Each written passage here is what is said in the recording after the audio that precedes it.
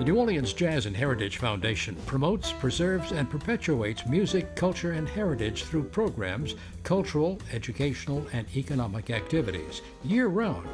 Learn more at jazzandheritage.org. This program is brought to you in part by the Eugenie and Joseph Jones Family Foundation, a local foundation proud to support education, the arts, and culture in the greater New Orleans area. Support for this program comes from the Gail and Tom Benson Charitable Foundation, committed to funding educational causes. Steppin Out is made possible in part by Susie and Pierre G. Villery. Whether it's the latest museum exhibit, the newest restaurant, or the current hot play, we appreciate the weekly updates on the arts, music, and entertainment. let's step out.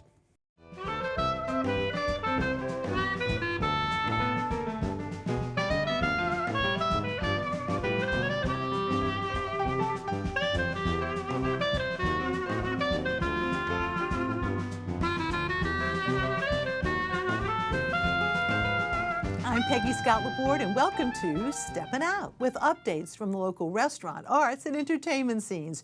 Joining me, what a show! Gwen Tompkins, host and producer of the public radio series Music Inside Out. Hey, Miss Gwen. Hello, Good to nice see to you be here. Hello. Poppy, she's back, host of Louisiana Eats on WWNO Radio. Hello, my dear. Hello, Peg. And I'm thrilled he is with us for the first time on camera. He certainly worked with us in the past behind the scenes. Dave Walker, who actually covers the New Orleans museum scene for the Times-Picayune, the New Orleans Advocate, and his past is very full of great things that he's done over the years, but most recently he's doing that. He also has a cool website he can tell us about a little bit later, too. Good to see you. Good to see Hello, you, too. sir. Thank you. And Alan Smason, editor of the Crescent City Jewish News and theatercriticism.com. Hello, hello. Alan, Saturday night, I saw you there, didn't I? Something happened Saturday night. happened. I'm trying to remember what it was. I can only say I'm not worthy. I'm not worthy. But you were honored for the Lifetime Achievement Award by the Press Club of New Orleans. And so well deserved, and Thank you. so long overdue. I got a beautiful trophy here. I think we have some photos we're going to show you too. But a very good time was had by all. Absolutely. And it was just great. There's our staff, a part of our staff at WYES, and of course Robin and Dom and Aislinn, and the list is long. And yes, I was very, very honored, along with John Snell of Fox 8. And there's that award too. And this was at the Cannery, but we had a great time. And of course, who is that? I don't know. Who is that? Somebody in that pesky white suit of ours. And I'm just going to brag to say that in 2016, our own WYES's Errol Laborde received the same award. Yeah. And so Yes. a lovely coincidence. But It's thank all in you the very family much. now, Peggy. Thank you. But as I said in the speech, all the incredible folks that I get to work with that help make it happen. So many, many thanks. And moving on to Miss Poppy. Well, you know, I am really tired of covering this kind of restaurant news, but another restaurant closing that is just kind of killing me. My buddy Christina Quackenbush of course, Milkfish fame, and then most recently, she has had a magical dining space on Bourbon Street called Tatlow, and she was so successful bringing locals back down to Bourbon Street. Well, they're closing Sunday. Sunday's the last day, but don't you worry, Christina Quackenbush will be back. She and all of her delicious magic. Now, Arno's, thank God, is still around. And they are making sure that they're still around by running a summer full of incredible specials. Now, through the entire month of August, 3 courses for $55. What a deal that is at Arno's. So you can choose from tuna tartare, seared jumbo shrimp, lobster bisque, celery remoulade. The choices are divine. For entrees, there's swordfish Milanese, pan-roasted snapper, chicken fricassee with chanterelles, and dessert, of course, is fabulous mango cheesecake, profiterole mousse trio. How about that? And these specials, this $55 special, includes the main dining room, the Jazz Bistro, and you can even book private dining at that special with that special menu with all the choices. Wow. And then they're doing something really smart at Arno's because they are looking to make sure they've got a younger audience for the years to come. So they're doing this summer by giving a taste of Arno's delicious history with what they're calling a starter pack for foodies. And what this is a special discount of 30% off the a la carte menu for anybody 21 to 30 years old who's dining, as I said, Monday through Wednesday. And then last of all, you know, the bar scene at Arno's is fabulous. And so they've got sips, plates, and fun in the French 75 and the Richelieu bar with $8 happy hour cocktails, frozen teeny teenies. Now, I'm sure you can understand, but what do you think a wiener teeny weenie is? Well, it's a martini that has a little tiny hot dog in it. Oh, You can go to Arno's for that. creative. And of course, I always say the best cafe brulo at Arno's restaurant. And for something then completely different, you know, I'm always about traveling with my palate in the summertime. And Haitian food, my God. Charlie Pierre has taught us all about that at Fritai. And of course, he is a James Beard Award semifinalist. He's got this fantastic cocktail menu that's heavy on Caribbean rum drinks. Like there's one called an Old Haitian, and it's barbacoa white overproof rum, that's dangerous, triple sec lime, sparkling wine, and Angostura bitters. And all I can tell you about that drink is I believe I left home a young woman and I returned as an Old Haitian. But the food is really what you go to Fritai for anyway, which are, well, there's the Fritai sandwich that he made famous at St. Roch with fried plantains, avocado, and mango sauce, and piglets, that special spicy sauce from Haiti. There's crab mac and cheese, a Creole chicken. Oh my gosh, the whole fish dish is divine. I'm taking notes, so you're talking. I love goat, and I'll tell you what, the crispy double cooked goat, or also there's a double cooked pork dish with plantains. You can choose them either sweet or green. The oxtail nachos I'm still dreaming of, toasted corn nibs, and the dessert is even a spicy thing, peach jalapeno creme brulee, or how about Scotch bonnet mousse with cremeous meringue. Yum!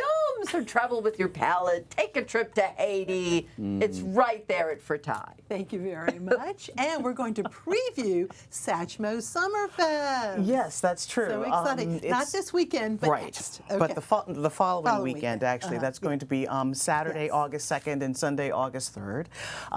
Each year, the festival features a full sort of schedule of music on stages outside of the Jazz Museum, culinary delights, as you well know, Poppy, and a Sunday Mass at St. Augustine, you know, in Tremé. But the festival also includes a performance by some of the youngest musicians in the community, the roots of music. Like Armstrong and so many of his contemporaries in New Orleans jazz, these young performers are being exposed to the music early, and they're allowing their talents to grow. It's one of the few things that New Orleans does better than anybody else in, you know what I mean, in this country, definitely, and maybe even the world. Musicians here often start young, and older musicians live up to the responsibility to teach subsequent generations. From the roots of music could come the next Armstrong, the next Derek Tabb, the next trombone shorty. So the Satchmo Sound Off on Saturday, August 2nd, will be a chance to see the future of music in New Orleans and maybe the future of music around the world. That'll be over on the Fidelity Bank stage, which is on the Barracks Street side of the Jazz Museum. And not long ago, the Louisiana Philharmonic Orchestra announced an upcoming program honoring Ellis Marsalis Jr. They're calling it Night of Music, Legacy, and Impact, and it's going to feature Ellis's sons Branford, Delfeo, and Jason. They're going to all participate on September 6th, right? But what I'm looking forward to in equal measure is going to be the latest composition by Roger Dickerson.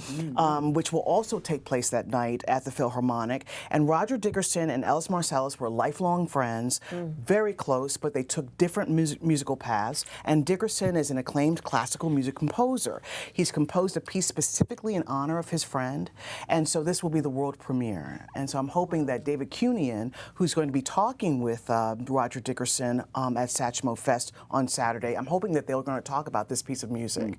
That's going to be on the 3rd floor of the New Orleans Jazz Museum beginning at noon on Saturday. Not this coming Saturday, but next Saturday. New Orleans musicians have long found that leaving the city can be a boost to their careers.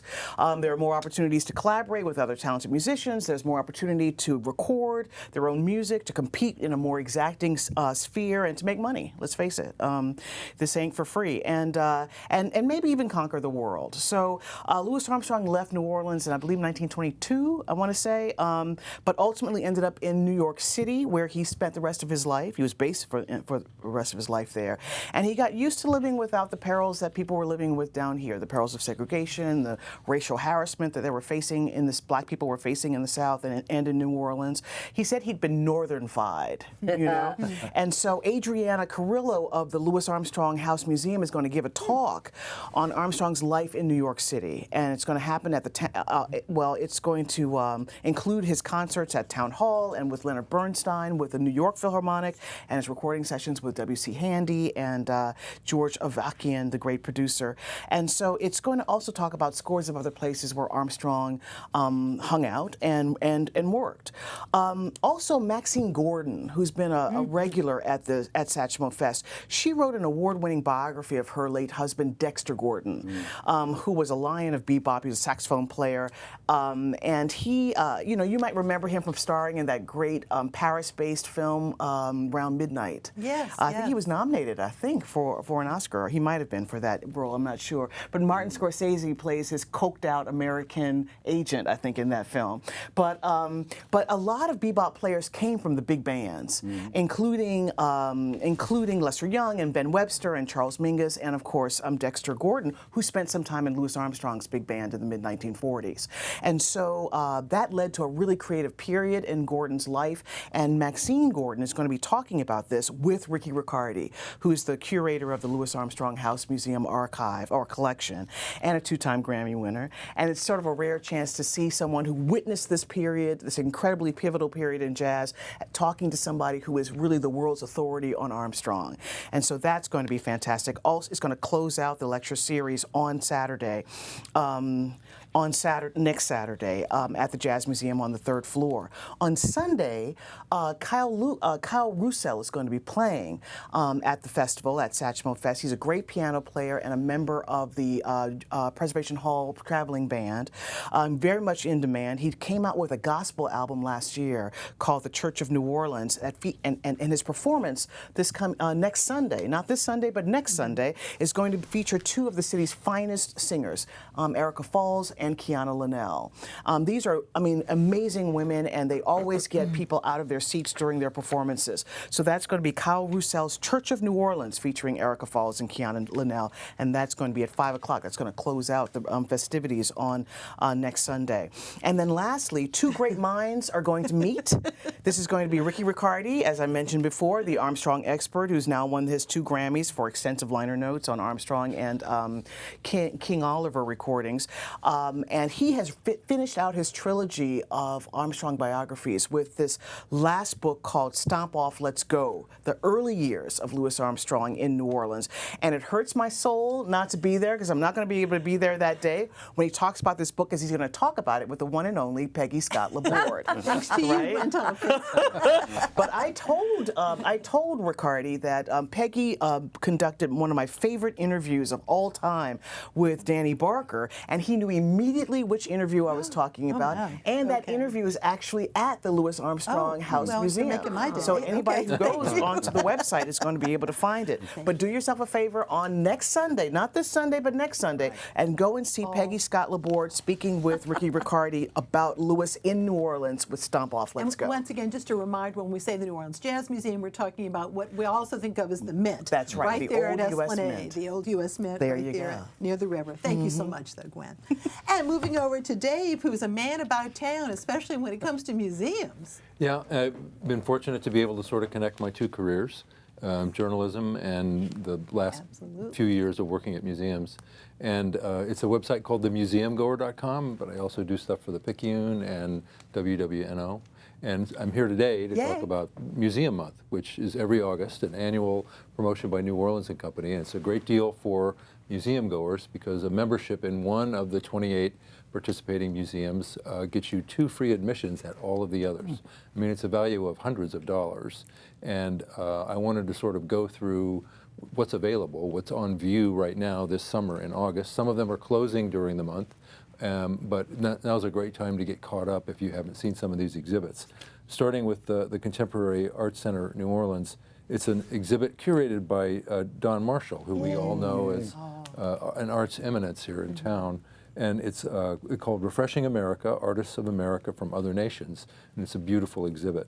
At the Historic New Orleans Collection, there are ongoing, changing exhibits. One is called Making It Home, and it's all about the 50th anniversary of Saigon and that event's impact in New Orleans.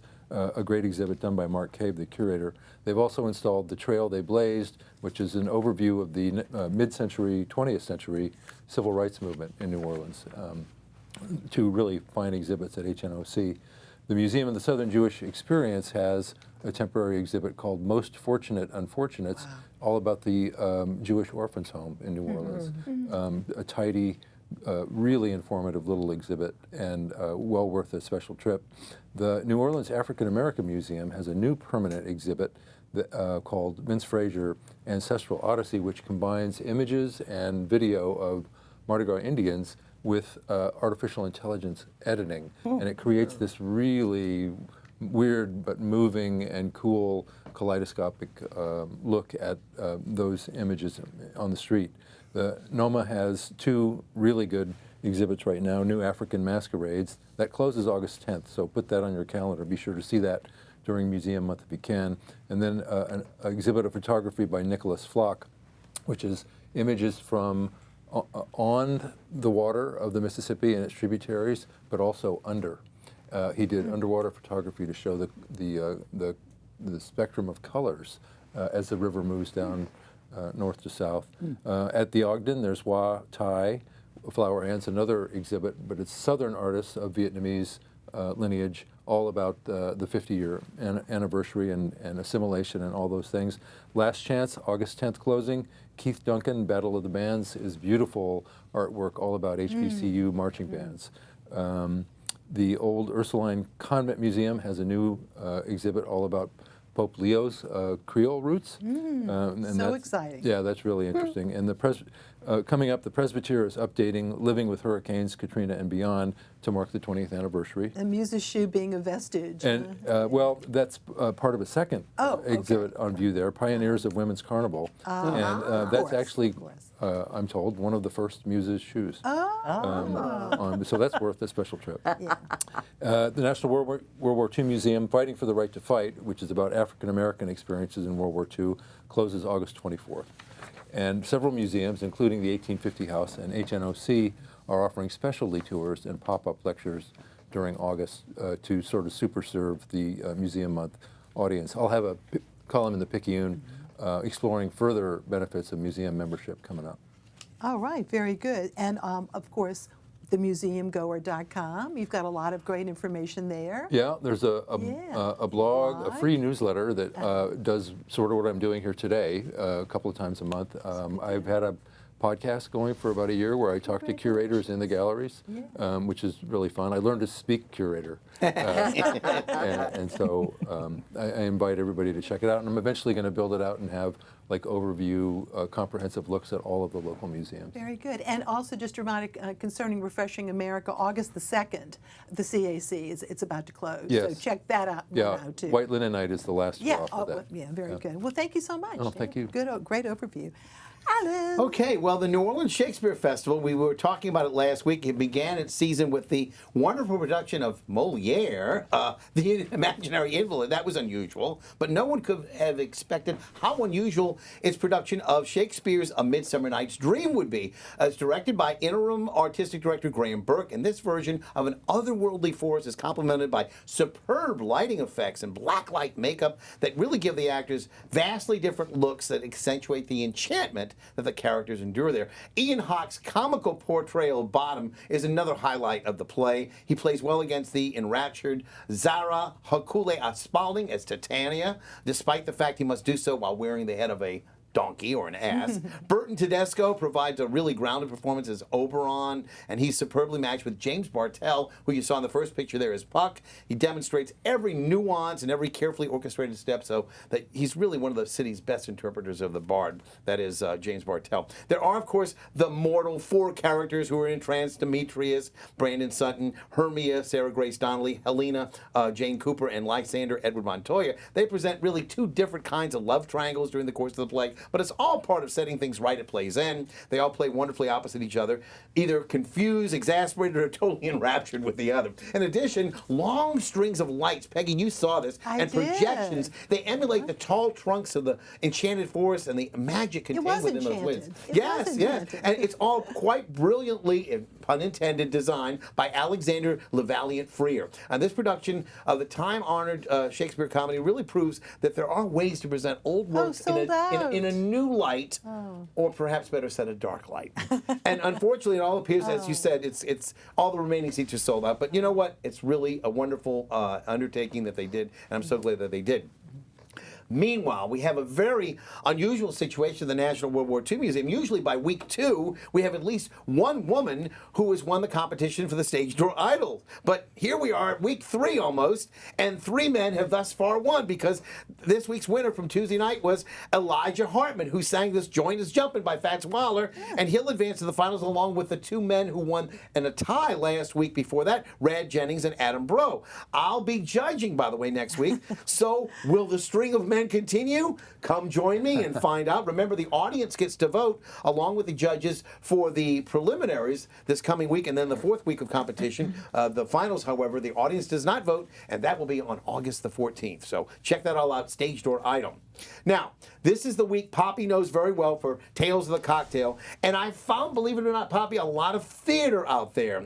First of all, I met Garrett Dostal of Widow Jane Whiskey, and he had such an amazing presentation. I looked him up, and what do you know? He's an actor, yes, from New York. Now, perhaps a former actor, but his acting skills came through beautifully, if you get a chance to check him out. Another local actor, and you mentioned the Roots of Music. She works with the Roots of Music, is Leslie Bowles-Krause, who was at the Bowles party given at the Jewel of the South. Both of us stopped by to enjoy some deviled eggs from Chris Hanna's excellent fare there, which also included some foie de gras, rabbit boudin. We chatted about our friend Jamie Wax and his first play, Call Me Izzy, that's on Broadway, now starring Gene Smart, and I'll be reviewing that soon. And then there were starlets all over the place. These are the starlets from the Tales of the Cocktail that were peddling the Leon Isol tequila-laced lollipops.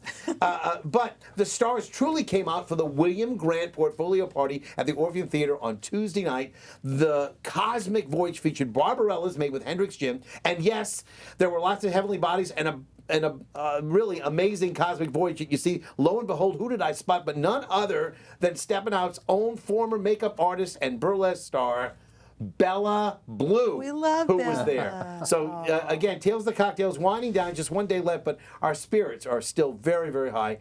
Coming on the boards, we'll have a lot of other things coming up this next month too, and I wanted to alert everybody, first of all, Arthur Miller's The Crucible is going to be directed by Andrea Watson as part of Fat Squirrel's production at Big Couch. That's going to be August the 4th through the 14th, and I hope to have a review on our August 7th show. And just announced, Crescent City Stage is going to be presenting Kate Hamill's Ms. Holmes and Ms. Watson, Apartment 2B. That's a distaff send-up of Sherlock Holmes being directed by Elizabeth Elkins, newcomer. The dates of that run are August the 28th through September the 14th.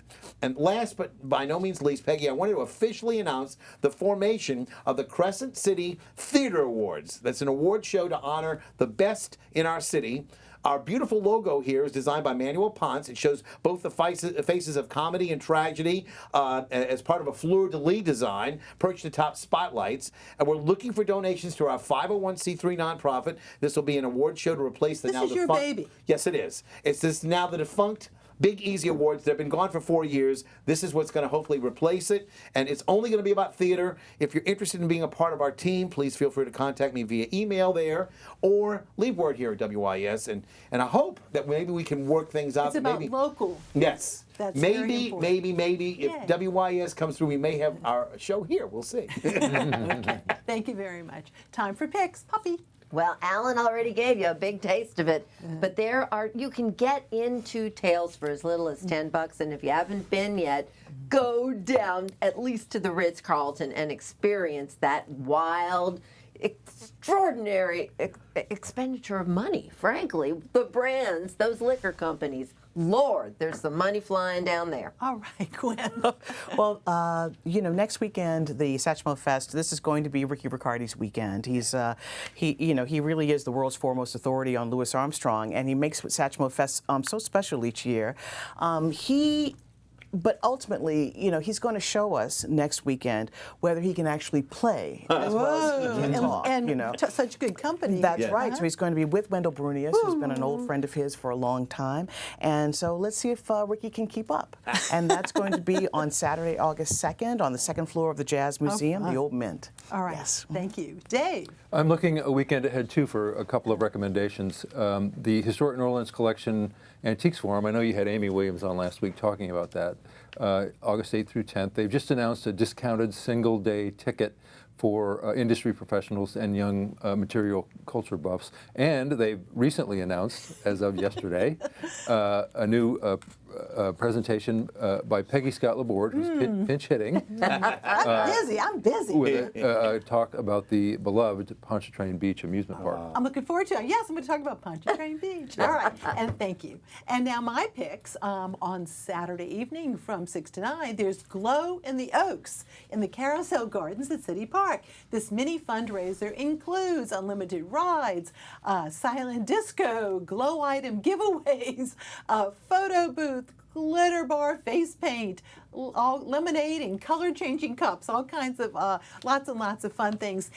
Children under 36 inches, 3 feet are free. Okay, we should point that out. Okay, NewOrleansCityPark.org for tickets. And a reminder that it's cashless on site. Jack Harris, who has a radio show, Uncle Jackie's Gumbo on WGSO Radio, will have Danny O'Flaherty and Patrick O'Flaherty as guests on his Sunday show from 5 to 6, and they're going to be on with us next week. So anyway, check it out, WGSO Radio 990, and it's also streamed. Thank you very much, you all. It's good to see you, and thank you for watching.